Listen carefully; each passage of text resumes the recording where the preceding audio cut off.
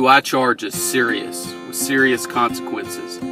Even on a first DUI in Alabama, you can be sentenced to up to 1 year in jail. You can also be fined $600 to $2,100 and pay court costs anywhere from $200 to $300 up to $600. You can also have your license suspended for 90 days or revoked for a year depending on the circumstances. And you can also be required to install an ignition interlock device on your vehicle if you meet certain criteria. And you could be required to attend the court referral program as well. We understand how you feel. We've represented 1,000+ people on DUIs and have handled thousands of cases throughout the state of Alabama. We know that you're scared. We know that you're anxious. We know that it is very, very difficult to decide which attorney to hire to represent you. The one thing that you need to know is that you definitely need an attorney to help you through the web of pitfalls that are out there, because DUI defense is very complicated if it's done correctly. It's just hard to know for you as a layperson exactly who to hire, or if what someone on the phone with you or who is conversing with you is giving you the correct information. There's some criteria that I suggest that you go through, and this, I believe, will help you in determining whether you're hiring somebody who is a DUI attorney rather than simply some attorney out there who will take your DUI if you hire them and pay them the nominal fee that they are going to charge. The first thing that I think that you should ask is whether the attorney is a member of the National College for DUI Defense.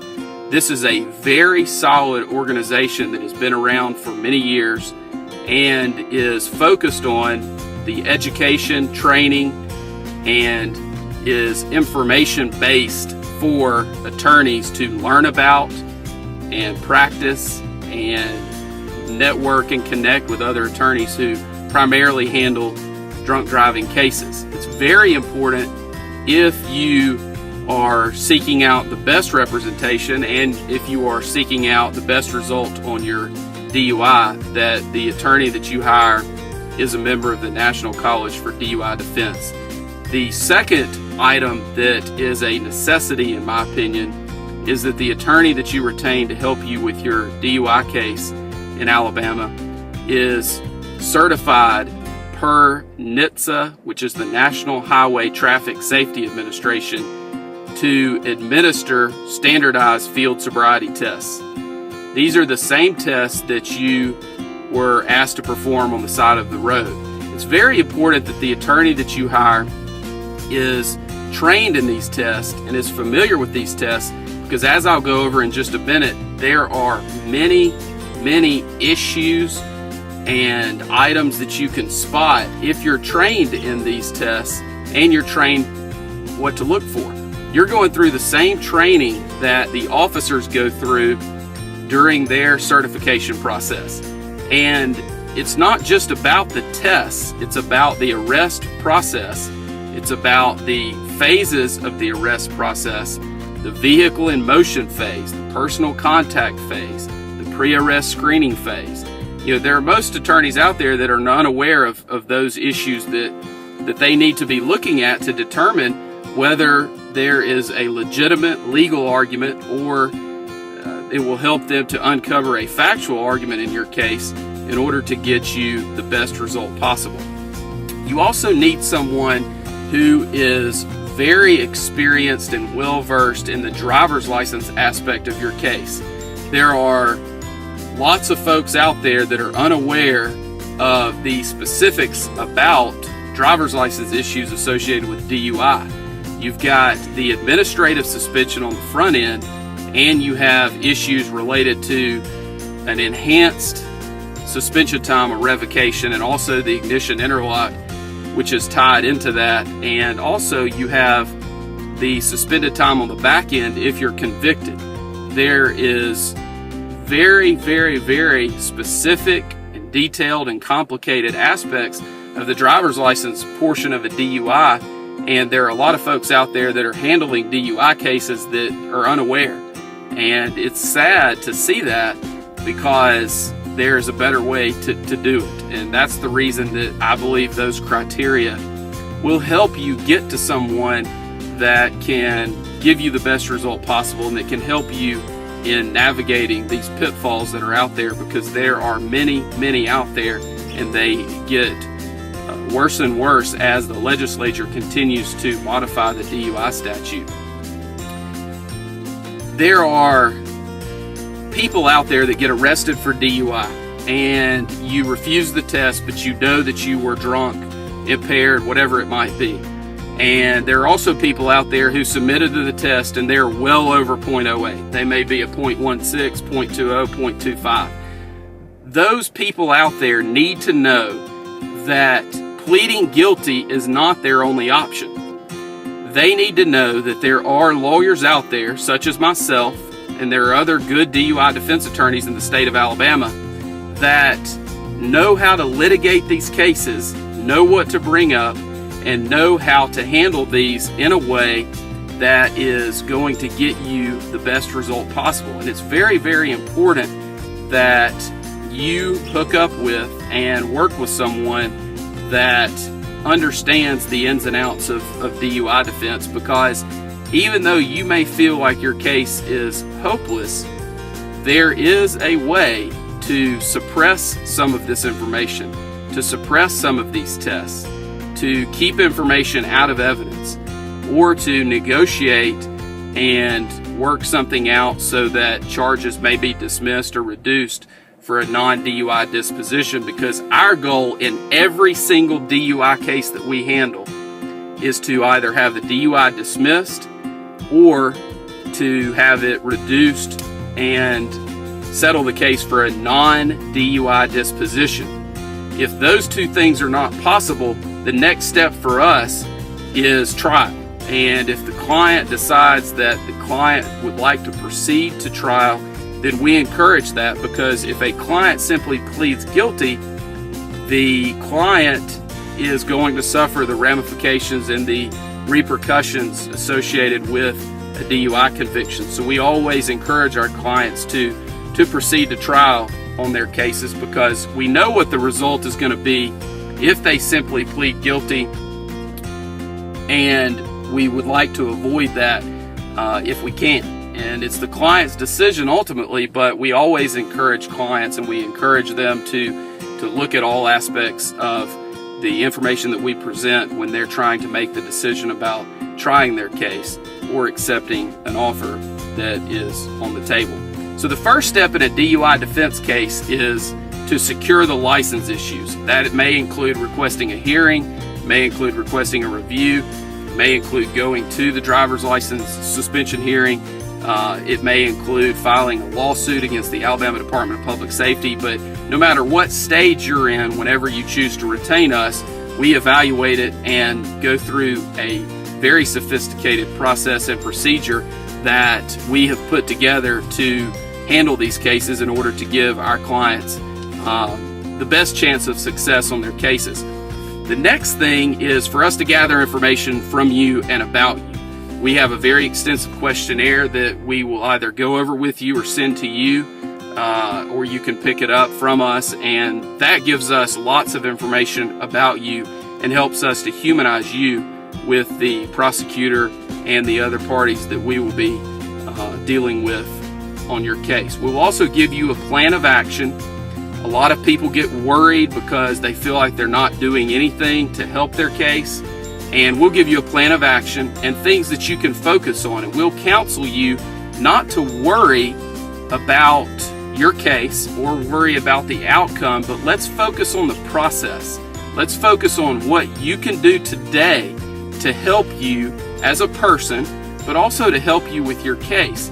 And that's one of the things that we feel like separates us from other folks that are out there, because we will give you a plan of action and go over with you the things that we feel like you should do to help us help you. And it gives folks a lot of comfort in doing those things, and those things always help and they never hurt, and we feel like it's important for you to take the action steps that that we give you. The next step that we go through is we'll file documents with the court, and we get to choose what documents those are. We'll file a notice of appearance, usually a motion to continue, and we may also file other documents at that time as well.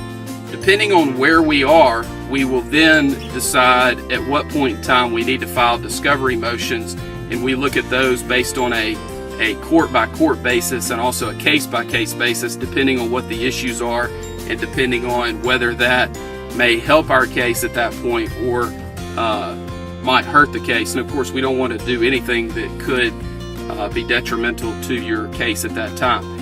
At that point, we begin prepping for the initial appearance, and that includes putting everything in an order that is accessible and collecting documents and other items that you have completed. And then we begin, of course, moving towards that first court date, whenever that might be, whether it's on the initial court date or usually the case would be continued at some point. After that, we begin the evaluation process of your case. We look at every single aspect of DUI defense in order to give you the best result possible. We look at any defense that might be available that is out there. If there was an accident, most people think that an accident case, they think this: I had an accident, I was impaired, I'm guilty, I need to plead guilty. And that could not be further from the truth. Accident cases are very, very tough for the prosecution, and there are a lot of folks out there handling DUI cases that are unaware of that. They just don't know the ins and outs of the accident issues in a DUI case. The other issues that we look at are actual physical control. Were you in actual physical control of the vehicle? Were you sitting in a parking lot? Where were the keys? Was the vehicle operable? Those are things that we need to look at in every single one of our cases that involve those issues. We also look at the private property DUI issues. We also look at anonymous tip issues. There's been some recent cases that have come out that are not good for the defense on those type issues. However, there are still arguments that can be made, and there's still a burden that we feel like the prosecution must meet anytime there's an anonymous tip issue on a DUI case. We also look at issues about whether you were asleep at the wheel, whether there were passengers, whether there are other issues associated with actual physical control, whether you're on private property, what are the issues associated with how the officer got to you where you are. We have a lot of cases where people pull over and they're asleep in a mall parking lot at night, and we want to know all of the facts associated with those aspects so that we can make sure that the arrest process was done properly by the officer. We also look very carefully at whether there was a blood test performed. There are many folks out there who assume that a hospital blood test is reliable and is one that should be looked at closely as one that is foolproof as far as introduction into evidence and that it comes in every time. And the answer to that is absolutely not. The hospital blood testing process for blood alcohol content is definitely not something that is or should be relied upon, because the testing is not valid, it's not scientifically reliable, and should not be admitted into evidence in our opinion. We also look at the process that a state trooper may have had blood drawn at the hospital provided to him, and he uses the blood kit and sends it to Alabama Department of Forensic Sciences in order to have the blood tested there. Those tests are much more accurate, we feel like, but there are still many processes and procedures such as chain of evidence and other items that must be followed very closely in order for that to come into evidence and be reliable. We also look at any issues that are associated with your case related to the Draeger breath test and any issues that come up there, whether it's the 20-minute deprivation period, whether you may have had mouth alcohol, whether you burped or belched during the 20 minutes prior to the test. There are implied consent issues where you provided proper implied consent warnings associated with the suspension of your license if you choose to refuse the test.